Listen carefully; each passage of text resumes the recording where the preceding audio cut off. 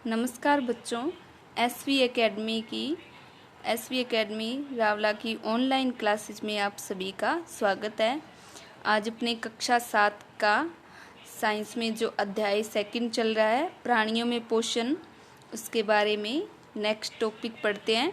Last video में अपने पढ़ा था कि पाचन तंत्र है, उसके कौन कौन से भाग हैं, उनमें भोजन का पाचन कैसे होता है। इसके अलावा अपने पीछे में पढ़ा था कि जो घास खाने वाले जंतु हैं उनमें किस प्रकार भोजन का पाचन होता है, सेल्यूलोज का पाचन उसमें किस प्रकार होता है, उसके बारे में पढ़ा। तो आज इस वीडियो में अपने पढ़ेंगे कि अमीबा में संभरण एवं पाचन किस प्रकार होता है। अमीबा एक सूक्ष्म जीव है जिसे नग्न आंखों से नहीं देखा जा सकता, इसे सूक्ष्मदर्शी द्वारा देखा जा सकता है। तो अपने पढ़ते हैं।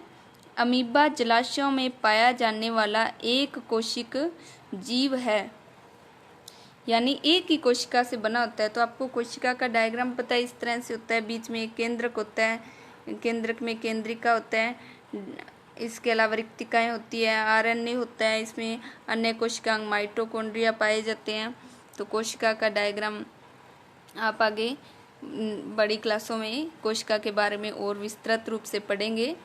तो अमीबा की कोशिका में एक कोशिका झिल्ली होती है, एक गोल सघन केंद्रक एवं कोशिका द्रव्य में बुलबुले के समान एक धानियाँ होती हैं। अमीबा निरंतर अपनी आकृति एवं स्थिति बदलता रहता है। यह एक अथवा अधिक अंगुली के समान प्रवर्ध निकालता रहता है, जिन्हें पादाब कहते हैं, जो इन्हें गति देने एवं भोजन पकड़ने में सहायता करते हैं। अमीबा कुछ सूक्ष्म जीवों का आहार करता है। जब इसे भोजन का आभास होता है तो यह खाद्य कणों के चारों ओर पादाब विकसित करके उसे निगल लेता है। पादाब मतलब पोर्स, पैरों के समान संरचना होती है। खाद्य पदार्थ उसकी खाद्यदानी में फंस जाते हैं।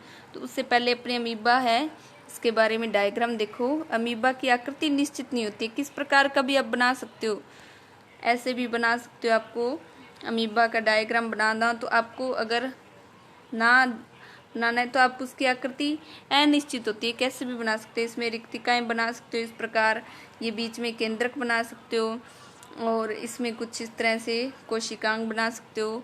ये प्रवर्ध बढ़े हुए ये होते हैं, जिन्हें क्या कहते हैं, पादाब कहते हैं, जो भोजन को पकड़ने का काम करते हैं। अगर भोजन का कण इधर है तो पादाब इधर विकसित ज़्यादा हो जाएंगे, भोजन को अपने अंदर ग्रहण कर लेंगे। तो डायग्राम में देखो क्या क्या भाग दिखा रखे हैं। ये है साइडों में जो दिखा रखी, ये कोशिका झिल्ली होती है, और जो बड़े हुए प्रवर्ध दिखाई दे रहे हैं ये हैं पादाब, ये दिखा रखे पादाब। और ये खाद्य कण दिखा रखा है एक सूक्ष्म, ये रिक्तिकाएं हैं जिसमें खाद्य धानी बोला गया, जो क्या भोजन के कणों को ग्रहण कर रही हैं। बीच में केंद्रक दिखा रखा है, और भोजन के कणों का जब पाचन हो जाता है अमीबा में तो बहिर्निक्षेपण विधि द्वारा इसे बाहर निकाल दिया जाता है। इस तरह से बहिक्षेपित कर दिया जाता है। इसमें कुछ कोशिकांग पाए जाते हैं, ये दिखा रखे हैं, रिक्तिकाएं होती है। तो ये अमीबा की संरचना होती है। अमीबा में पोषण कैसे होता है, जिस तरफ ये भोजन के कण को देखता है, अगर भोजन का कण इधर है तो ये इधर गति करेगा, और ये पादाब हैं, ये इसको भोजन के कण को घेर लेते हैं। घेरने के बाद में ये इसे अंदर अपनी रख लेते हैं, और खाद्य रिक्तिका है वो धीरे धीरे से पाचन करती है, और एक तरफ से इसका बहिर्निक्षेपण हो जाता है पाचन होने के बाद। तो उसे खाद्य धानी बोला जाता है, जहाँ भोजन संग्रहित रहता है। खाद्य धानी में ही पाचक रस स्रावित होते हैं। ये खाद्य पदार्थ पर क्रिया करके उन्हें सरल पदार्थों में बदल देते हैं। पचा हुआ खाद्य धीरे धीरे अवशोषित हो जाता है।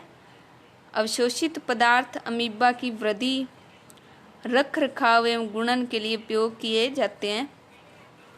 बिना पचा अपशिष्ट खाद्य धानी द्वारा बाहर निकाल दिया जाता है। भोजन के पाचन का आधारभूत प्रक्रम सभी प्राणियों में समान है, जिसमें खाद्य पदार्थ सरल पदार्थों में परिवर्तित किए जाते हैं, ऊर्जा मुक्त होती है। अगले अध्याय में आप आंत्र द्वारा अवशोषित खाद्य पदार्थों का शरीर के अन्य भागों में स्थानांतरण के विषय में पढ़ेंगे। तो ये अपना लेसन है, ये कंप्लीट होता है। प्राणियों में पोषण, तो अपने इस लेसन में क्या पढ़ा था कि पाचन तंत्र अपने में वो किस प्रकार कार्य करता है, घास खाने वाले जंतु किस प्रकार भोजन का पाचन करते हैं, और जो एक कोशिक प्राणी है अमीबा है, इसके अलावा युगलिना, पैरामीशियम, इनमें भोजन का पाचन कैसे होता है। इसमें कुछ प्रमुख शब्दावली दे रखी है, शब्द उसके बारे में पढ़ते हैं। अवशोषण, जब भोजन का पाचन हो जाता है तो उस पोषक तत्वों को शरीर के सभी भागों में पहुंचाना अवशोषण कहलाता है। अमीनो अम्ल जो क्या करते हैं, प्रोटीनों से बने होते हैं, प्रोटीन है वो अमीनो अम्लों में परिवर्तित हो जाती है। स्वांगीकरण, भोजन को अपने में अवशोषित करना। पित्तरस है, ये पित्ताशय से स्रावित होता है। मुख गुहिका, मुख है आगे, मुख गुहिका में खुलता है। रदनक, जो दांत मांसाहारियों में विकसित होते हैं अधिक।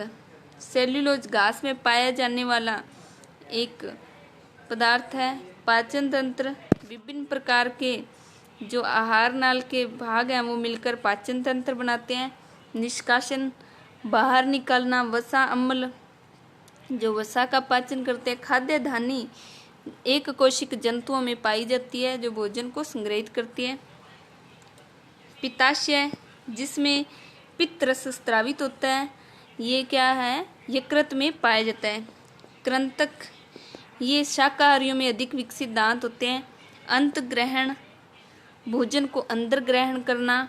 यकृत, शरीर की सबसे बड़ी पाचक ग्रंथि यकृत है जो अमाशय के ऊपर अपने दाईं तरफ स्थित होती है।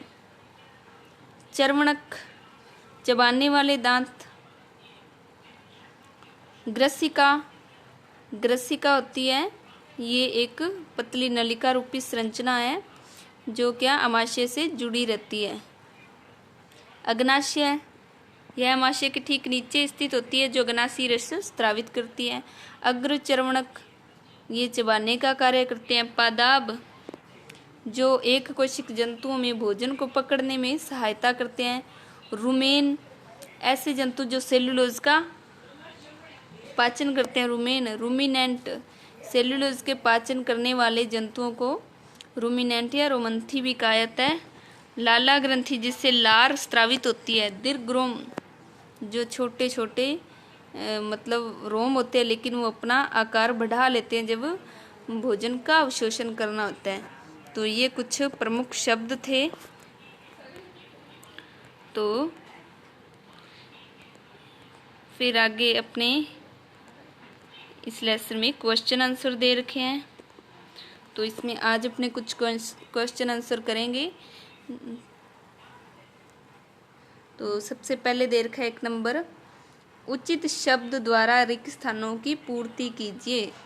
तो सबसे पहले 1 नंबर रिक्त स्थान, इसमें क्या है, मानव पोषण के मुख्य चरण कौन कौन से हैं। मानव पोषण के मुख्य चरण, तो सबसे पहले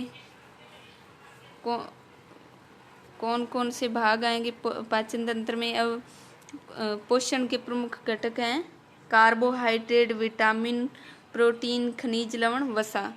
तो आपने कौन कौन से नाम लिखने हैं, कार्बोहाइड्रेट, प्रोटीन, विटामिन, खनिज लवण, वसा, ये हैं पोषण के मुख्य चरण। तो इनसे पोषण प्राप्त होता है। मानव शरीर की सबसे बड़ी ग्रंथि कौन सी है, अभी बताया आपको, यकृत। सबसे बड़ी पाचक ग्रंथि कौन सी है, यकृत। अमाशय में हाइड्रोक्लोरिक अम्ल एवं रेनिन का स्राव होता है। रेनिन भी होता है और इसके अलावा पेप्सिन भी होता है जो भोजन पर क्रिया करते हैं। फिर है अगला रिक्त स्थान, शुद्धांत्र यानी छोटी आंत की आंतरिक भित्ति पर अंगुली के समान प्रवर्ध होते हैं, जिन्हें क्या कहते हैं, दीर्घ रोम कहते हैं। अभी आपने पढ़ा था दीर्घ रोम, जो छोटी आंत पर पाए जाते हैं। फिर आगे है 6 नंबर कि अमीबा अपने भोजन का पाचन किसमें करता है, खाद्य धानी में। खाद्य धानी, ये इसका आंसर होगा। अब इसके बाद में सत्य असत्य कथनों को चिन्हित करना है। तो मंड का पाचन अमाशय से प्रारंभ होता है। रोंग है, ये अपने मुख में ही प्रारंभ हो जाता है। इसके बारे में यहाँ पे अपने बता देते हैं आपको।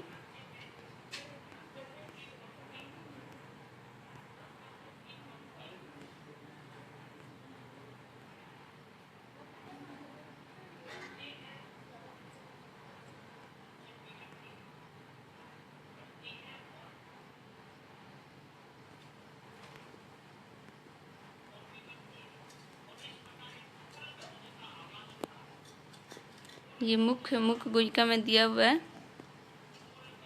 अंतर्ग्रहण कहलाता है। और यहाँ दिया होगा, ये देखो लाला रस, लाल रस है जो क्या करती है, चावल के मंड को शर्करा में बदल देती है। तो इस तरह से भोजन का पाचन कहाँ पे शुरू होता है, मुख से ही प्रारंभ हो जाता है। तो ये कथन क्या है, ऐसे है। इसमें अमाशय लिखा और अपने को पता है मुख में ही मंड का पाचन शुरू होता है।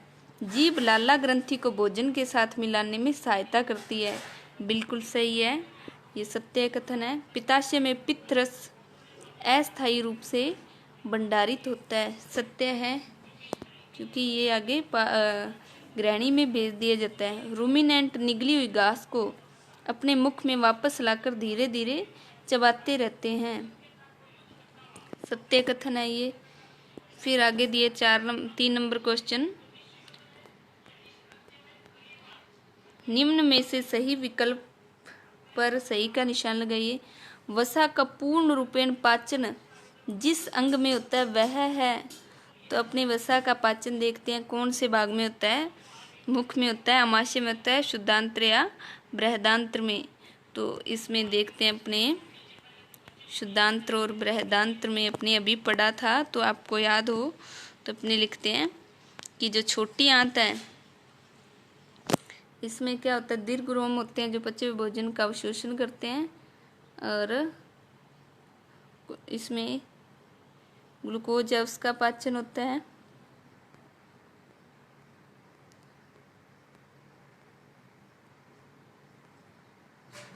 छोटी आंत में देखो बताया गया अग्नाशय है, इसमें अग्नाशी रस स्रावित होता है, कार्बोहाइड्रेट प्रोटीन पर क्रिया करता है, उन्हें सरल रूप में बदल देता है। कार्बोहाइड्रेट सरल शर्करा जैसे ग्लूकोज में परिवर्तित हो जाते हैं। और वसा है वो वसा अम्ल एवं ग्लिसरॉल तथा प्रोटीनों अम्लों में परिवर्तित हो जाती है। प्रोटीन है वो किसमें, अमीनो अम्लों में बदल जाती है। तो इस तरह से वसा का पाचन किसमें हो जाता है, शुद्धांत्र में हो जाता है। तो यहाँ इसका सही कथन कौन सा है, शुद्धांत्र। फिर अगला है, जल का अवशोषण मुख्यतः जिस अंग द्वारा होता है वह कौन सी है, बृहदांत्र। बड़ी आंत को बृहदांत्र बोलते। तो आज अपने इस लेसन को कंप्लीट किया था, और इसमें अपने जो कुछ 3 क्वेश्चन किए हैं जिनके आंसर आपको बताए हैं, रिक्त स्थान के और सत्य असत्य, और जो ऑप्शनल क्वेश्चन है वो किए। नेक्स्ट वीडियो में अपने जो अगले क्वेश्चन बचे हैं उनके आंसर करेंगे। तो आज जितना पढ़ाया गया उसे एक बार रिवाइज करना, और जो क्वेश्चन आपको करवाए गए इनके आंसर नोट करना। तो नेक्स्ट वीडियो में अपने बाकी क्वेश्चन कंप्लीट करेंगे। तब तक के लिए धन्यवाद।